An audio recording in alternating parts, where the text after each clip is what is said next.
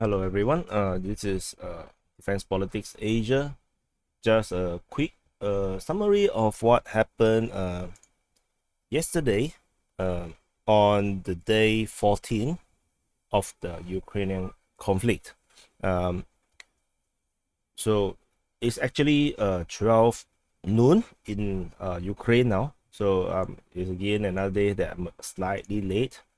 So just start off with something interesting. There's this footage of an aircraft flying, and then it looks a little bit like the Sukhoi 57. So let's start again. The shape might be also be like a Sukhoi the 35 or something. So it's just something like a tidbit. I actually doubt that they will send a top-notch fighter against a country that has no air force left. So I don't think that is true. So let's start off with the south. Okay. As of the last update, if you didn't watch it, so basically they are still fighting in Vernessensk and Mykolaiv, and it is reported that the Russians are creeping towards the city, and the Mykolaiv defense has already made the worst assumption that the Russians is going to enter the city, and then you're going to descend into street-to-street fighting. So as a result, they have already planted a lot of the tires along all the major roads and points. They decided they are going to ignite it and burn all these black tires, as well as they have a lot of those Molotov cocktail prepared around all these defense points. The Russians in their social media as well as in Telegram channels, they say that no, why you bother? In modern warfare, this is not going to help you anymore than anything. It's just going to be a slight inconvenience. So this is what happened. There's no news regarding Bashtenka, so not sure if this route is actually linked up yet. And then so according to the Russian media, I mean the Russian sources, they say that they are actually encircled on three sides. So I believe it's north, east, and south. But the encirclement will not work if these routes continue to represent a possible way for them to continue to resupply and reinforce. So I doubt this bridge will be destroyed, and I don't think the Russians will want to destroy. So let you see the scale highway. So someone just in the comments mentioned about distance. So just want to show you the distance. You can see that it's around 12 kilometers. Or this book is around 10 kilometers. You can, if you go through to the center of the city from the edge, it's only like 7 kilometers. And from this defense point all the way to the city is around 17 kilometers. It's not very far. It's not very it's not very far. And from this point, so the Russians say that this is the perfect location for them to build up their forces, is because it's actually secluded, because there's a forest, there's a pine forest, they say, that actually blocks any view from the outside. So any spies want to come in, it's not so easy for them to to find out what is in there. And from here all the way to the city is only like a mere like 15 kilometers to 20 kilometers between there. So unless the Ukrainians want to try to block and entrench themselves around this area, then they can block the fighting up. The only other two routes left is this small road here, This bridge is destroyed already, and then and this road, but this road actually goes out. So there's actually not many route left from the south, this and this. So likelihood is that there will be a very strong defense over this area in the Mykolaiv region. Of course, the Russians can also start to fan out this way once they cross the bridge here. This is actually not a bridge, this is actually a causeway. You can see it's actually dirt. So this is not exactly a bridge. So they can actually fan it out and then try to capture the airfield. But this airfield is very heavily defended. There is also no footage of them firing from the top of the building. I'm not sure which building. So this will be the better to actually look at. It might be a case whereby this recording at 12 o'clock they already started a dawn attack. So I don't know yet. So I will only update later, because once I start researching, that will be hours before I will do any video. So that's why I want to push out this summary first, because the last summary, the last SITREP on day 13 had 1,000 views. So I'm a bit surprised, because usually summaries have lesser views. So so I think that maybe I have to actually push out a summary first, so that you guys have a better feel of what's on the ground. And also if you have not subscribed, please subscribe.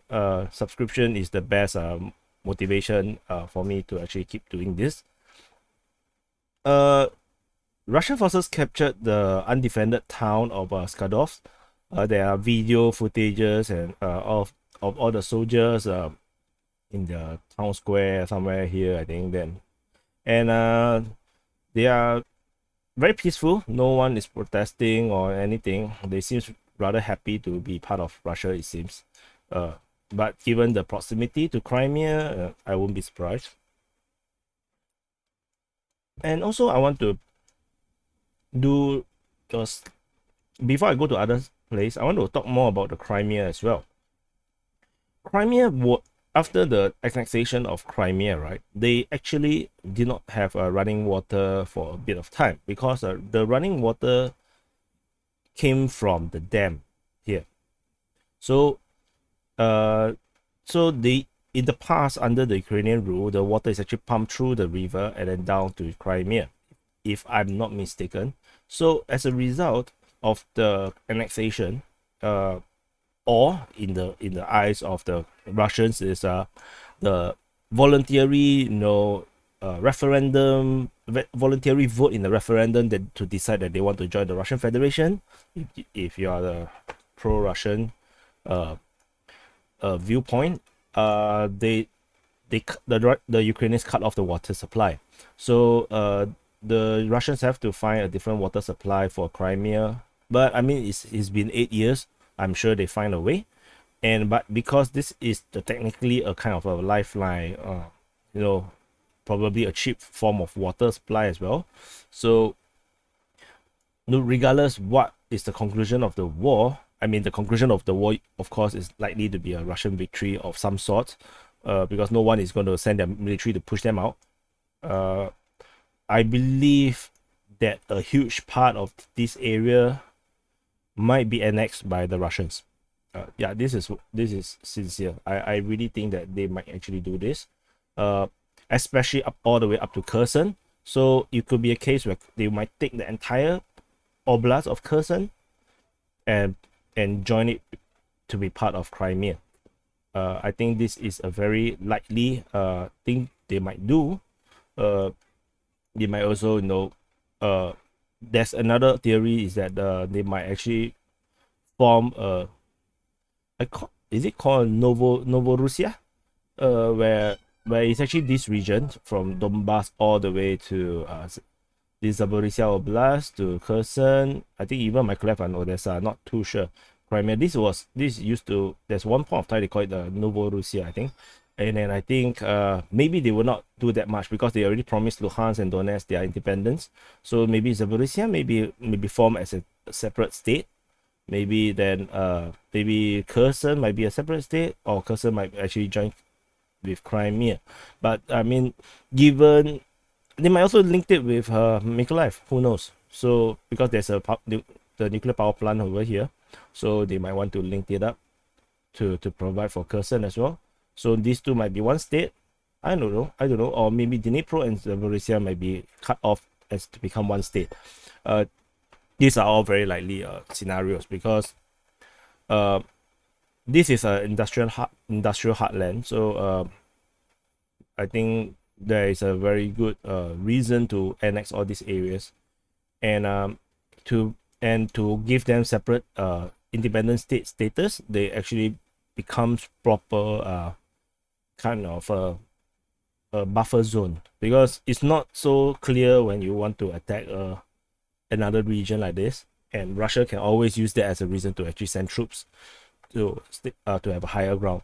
Given how Russia always operate in terms of all this foreign policy and situation, they will not just take Kherson and just plug it into Crimea, because that will be against the will of the people in Kherson. So likely there will be a referendum, and of course, whether how corrupted or how legit it is anybody's guess.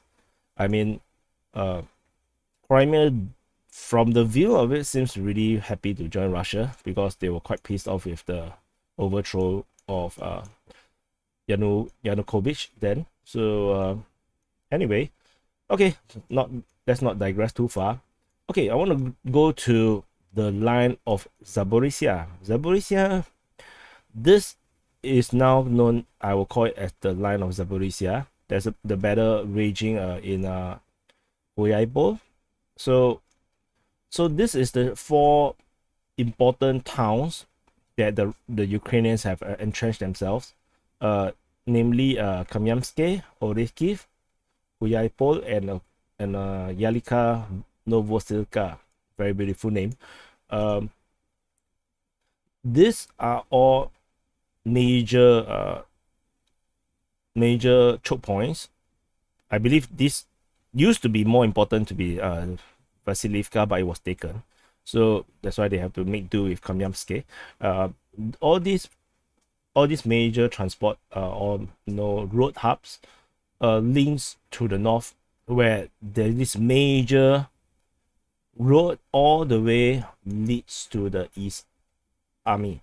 So this entire is the East Army, and then this entire road is the most, if I'm not wrong, is the 2 most important roads. So we have another one from Dnipro all the way south, all the way east.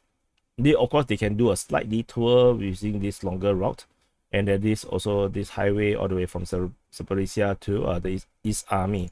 In terms of distance wise, you can see that it's around 150 kilometers to 160 kilometers, and then this is a straight line. So the actual drive may actually be around 200 to around 250 kilometers route. So it is a very long distance. I mean, of course, if you can drive at 80 kilometers per hour, you can reach there in 3-4 hours. But I think no one is going to drive at that kind of speed in the kind of shitty roads that we have here in Ukraine. So this Zaporizhzhia line is also rather long. It's around 120 kilometers apart. So given this kind of distance, and especially that they are not going to be linked by direct roads. These are all separate. This line is actually all separate, and any reinforcement will have to come via a big detour. There's a very big detour in all ways that they want to travel. They have these small roads they can try, but I'm quite sure there will be Russian scouts and incursion force that will be plowing through and to do some scouting and reconnaissance, and anyone that travel through might get hit, and so it's not an enviable position to be in, because the Russians can have the initiative. They can choose where they want to hit, and the reinforcement is going to take much longer to come. And then the choice of Huyapo to actually start the offense to break through against the Zaporizhzhia line makes the most sense, because if you look at Kamyamsk as well as Orikhiv, these two have very fast routes of reinforcement. From here to here is only 40-50 kilometers. The road will probably be around 50 to 60 kilometers. At a decent 60-kilometer drive, that's only 1 hour away, and this is only 30 kilometers and half an hour drive at a comfortable pace of 60 kilometers per hour. So not sure, of course, I'm not sure if the military vehicles or the trucks can travel at that kind of speed on this kind of road, but I mean, more or less, you can add 1 hour or what, that will still be a decent reinforcement time. So, but if they want to go to Huyapo for reinforcement, there is no fast route. And this point, and the Russians have already taken Chernihiv and Minor over here. So Hulyapitske likely will be will have ambush, or some troops are holding up there likely. So this route, this route from Zaporizhzhia is gonna be, what the hell? Wait,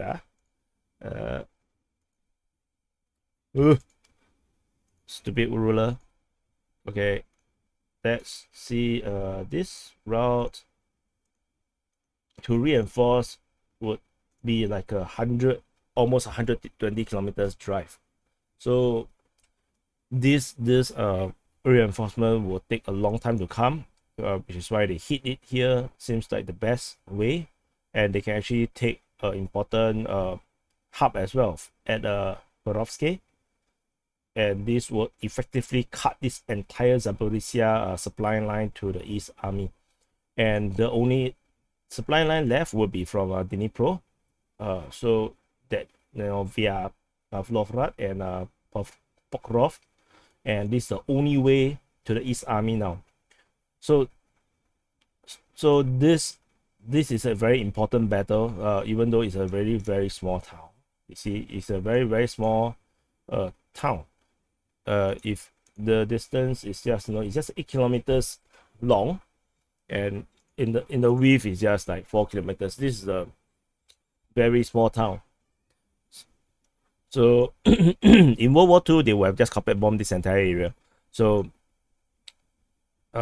thankfully they are in the 21st century, so the civilians are rather safe. And of course, like the Russians do intend to keep friendly relations with all the civilians here. That's why they have so much humanitarian aid. So they are not going to do this kind of things. Okay, so go to the Battle of Mariupol. We have information as per before I faint on my bed. The militias from Donetsk have taken the micro district of Votochny, and this actually this little neighborhood here. And then there's no news regarding all the former battle fighting areas, like here and here and here, and here and here. So we have no idea, but there's fighting reported at the Ilyich Iron and Works of Mariupol, and also somehow fighting at Osovyachim again. So this Osovyachim was formally already announced captured by the Russians. So somehow fighting appeared again. So there might be a attempt for counterattack by the Ukrainians, which is why this icon is in blue. And then this fighting here might mean that the Russian incursion, or the Donetsk incursion from Ozokosot, has been successful, and then they might have traveled through this town or suburb into the industrial area here. No idea, so I'm not sure how to plot this, so I did not do any plotting of the ships here or the border here. because I have not received any news about the Azov Kosovo being captured. Otherwise, this is the situation in Mariupol.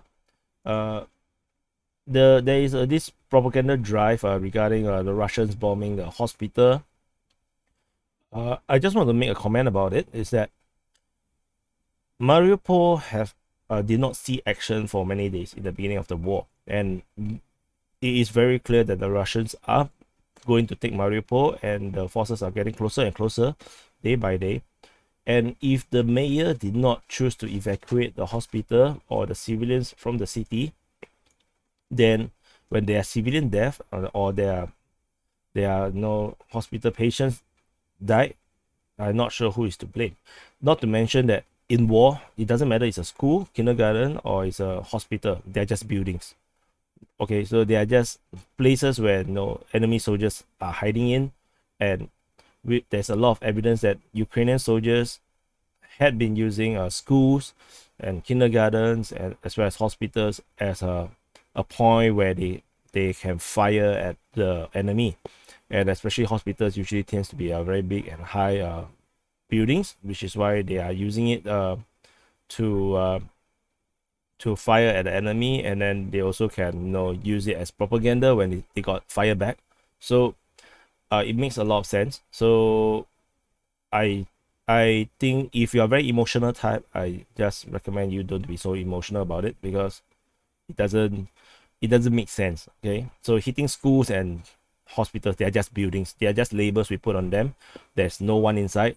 In terms of the hospital, if there's still any patients inside, then who is to blame? Is the mayor, because the war is coming, and then you're not evacuating them to safer cities or safer towns, hospital or medical centers. Then too bad. And if they are patients that are critically ill inside those hospitals, then too bad. This is war. That's how it is. I didn't indicate on the map because strategically speaking, they have no bearing. They have no bearing on the strategic picture. They are just propaganda talking points, and so that's why they wouldn't be on this map. So moving northwards towards the Donetsk front, the Donetsk front, there seems to be a slight hiccup for the Russian side. Because Velika Novosilka is a strong point where the Ukrainians are not willing to give up on, because if this fall from that resupply line is only 20 kilometers away, and because the Russians can still cut off from this point without taking Huyaipo, they can still cut off this point and then take take this Rosleaf or any of this town here. The entire supply line here to the East Army will be cut. So maybe there's some heavy fighting around here. So which is why there's totally no progress from this Crimean force here, and then and because of this, it's not likely to be able to do whatever encirclement, because I believe there's a strong defense line here as well. There's also a lot of resistance over here, which we see that instead of a connection or any interesting move that we might see, it became a frontal assault. The Russians have taken Krasna Polana, Stepny, Peredov, Ivanivka, Trudov, and as well as they're still fighting at Vernovka. So it become a frontal assault northward from the Russian and Donetsk forces. There's also a split in forces. This town, this area is actually by the militia force, the Donetsk militia or the Donetsk Republic military force, and then the Russians actually take the left flank. So Stepny is actually, and as well as the Krasna Polana, is actually captured by the Russian forces. It's not by the Donetsk forces. So in the briefing, they make it quite clear that it's the Russian armed forces that took control. And then, so that gives us some hint of why yesterday's update by the Ministry of Defense, that the Russian forces actually capture Peredov or Peredove, and 3 days ago it was already captured by the Donetsk militia. So it could actually mean that the Ukrainians actually counterattack and took this town, and then the Russians took over the operations on this western flank, and actually they retook this small little town. It's so small. It's just one small tiny village, like really tiny. It's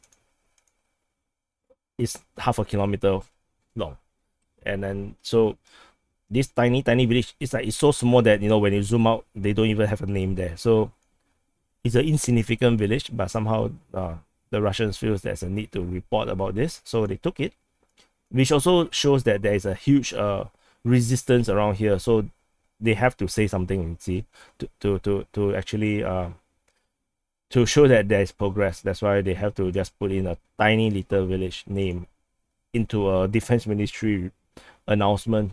So it's still looking strong for the Ukrainians here, but a lot of weak points. This is a weak point. Once this gone, it's gone. And also, I also saw a chatter that the Russians is actually doing enveloping movement around Mariupol. So I didn't indicate because I don't know how to indicate this. So I didn't want to mess up the map too much. This is just chatter. Further north, north of Novotorossky, there is also a punch out from Donetsk, and they took Signal, Olenivka, as well as Turamchuk. So because of these 3 capturing of the city, I have to redraw the entire border, because previously the border was hypothetical. It was just a estimation, and then because of this, because the border was previously around here, I realized that I have to clean up this border. So I actually referenced one of the Russian source detailed map of Donbass, and then I actually zoom in and follow closely as much as I can, and actually I drew out the new border. So this is actually a slightly more accurate front line. And I believe it was corroborated somewhat by some of you guys in the community, in the comments. So so that is good. So this black point is just me saying that I have updated the front line. Popasna still holds. Then there was this capture of Toshkivka. So there's this punch out from the south, so trying to do this pincer movement with the forces at below Horivka, and then this pincer movement will effectively, you know, cut off Severodonetsk from the rest of the Ukrainian forces. There is also a mention of this place called Grashevo. I cannot find this place in the map, so I'm ignoring it for now. And also for Severodonetsk, what you need to know is that if you look at the major roads out, there is this road is gone, this road is gone. This road leads to the Russians, unless you want to travel through the smaller roads, which will have to go through Popasna, or you actually can go up through the Mykolaiv. This road is also very dangerously likely to be very unusable, because Toshivka is gone, so the Russians can be firing on any trucks and vehicles going down this main road. So the only road out of Severodonetsk and Lysychansk or Lysychansk is actually this main road through Belhorivka to their stronghold of Bakhmut. So Bakhmut is the you know, the hub here. This is the most important city in this region. So, and then this leads to Sloviansk or Kramatorsk or Porov, where all the supply lines are. So this is the only road left, and the Russians are dangerously close. From this, just a 5 kilometers away, is really not far. 5 kilometers is still, if you try to run it, it still take you maybe half an hour at least if you're running very fast. So it seems so near yet so far, but this road is an important road. So we will have to keep a lookout for any capturing of villages around these points. Once any villages here is taken, I believe it's effectively encircled. It's effectively encircled, because I don't think they are able to, the Ukrainians will be able to resupply through this road. It's too dangerous. Russians could have just planted ambushes all along this road, and that's it for your Ukrainians resupply runs. So that's for Severodonetsk. On Izium, Izium still have not fallen. So at first I thought that it was fallen, and I tried to write that it's fallen, it's captured, but I decided not to against it, and I actually changed it to captured most of Izium, because there are no Ukrainian forces are still fighting and operating in the south of the city. So the fighting for Izium rages on. So, but it shouldn't be long. Once Izium fall, this entire supply line from Izium all the way to Sloviansk will be gone, because this supply line actually travels down to Dnipro this way. So this is one of the other way they can resupply to Sloviansk, and because the southern road is actually further, or might seems to be further, not too sure. And they can also resupply from Poltava. So once Izium fall, another major artery of the supply lines will be gone. So but on the right side for the Ukrainians, if you want to call that, the major counteroffensive was being operated or acted upon on since the day before. The day before, we reported the capturing of these two towns or villages, Slobozhansky and Donetsk, and as well as there's an attack attempt at Balaklia, where the forces got destroyed around here by Russian Air Force. But these two was also harassed by Russian Air Force, but they might still be there. And then today's report, the Ukrainians actually repelled an attack in Andrivka, which means that there are Ukrainian forces in Andrivka, and then it seems like a small Russian force was repelled, which was accurate according to the report from the day before, where I say that after the airstrike, the Russians actually go northward along this road all the way to Kharkiv to take this entire road, and then they got stopped at Andrivka. So that was actually quite a puny little counterattack. The Ukrainians also took the city or town of Chuhuiv.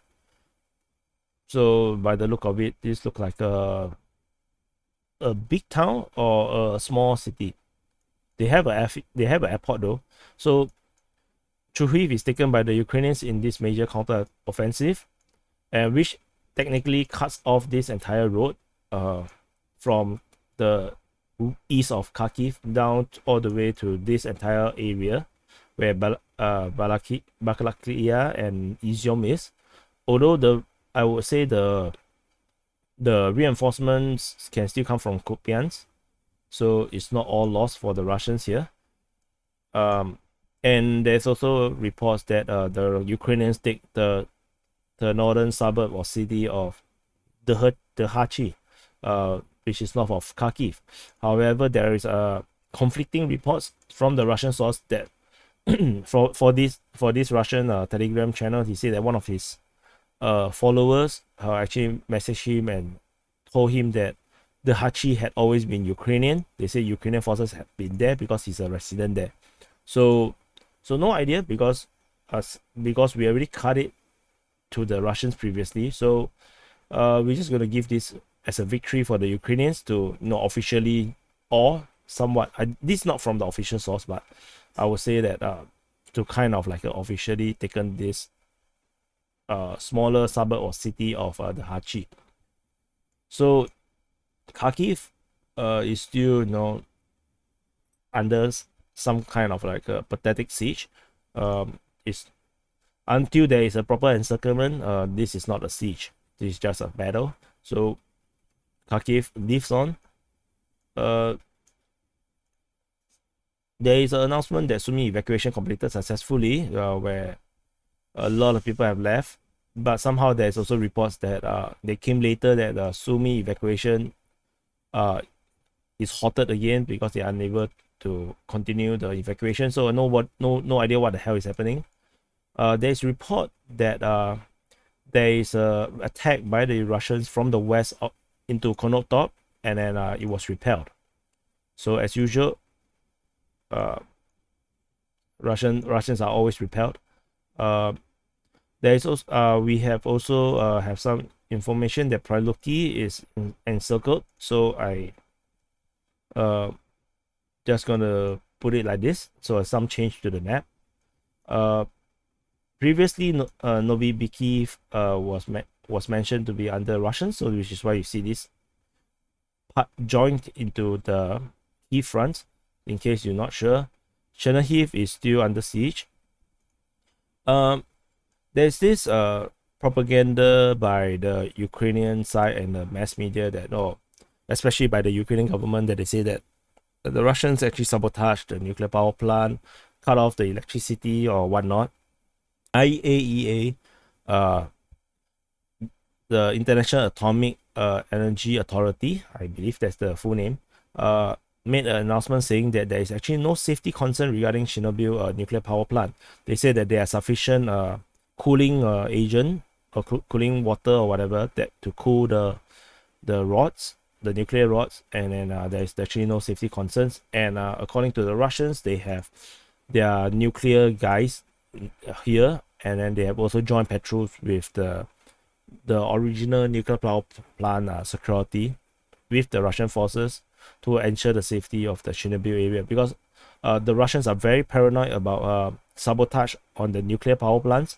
They are very worried that any sabotage can be blamed on the Russians. So the Russians make special care in protecting all the nuclear power plants that they have captured, including the Zaporizhzhia nuclear power plant and this Chernobyl one. There's report for that Bucha is fighting again. So that's that. I have added one more fortress icon here, which indicates the Russian military build-up in Hostomel or Gostomel, depending on how you which version of the word you want to go for. Of course, Bravari is also have been gathering forces for like at least a week. So there haven't been much action around here. There are spotting of Russian forces at Rozhny, and then they also, there's report that they actually crossed a bridge along the river around here, which is not important because we already like covered it with our border. So that's that. So this is the summary of the strategy side. Okay, so now on this thing, Melitopol businesses have started operating. So business back in as usual at Melitopol. The civilians' life now is going back to normal because the Russians have guided them to Crimea for restocking and resupply. So the businesses actually drove down all the way to Crimea to resupply, and then they came back and then start their business. So life goes back to normal now at Melitopol. And also on the other side, we have this announcement.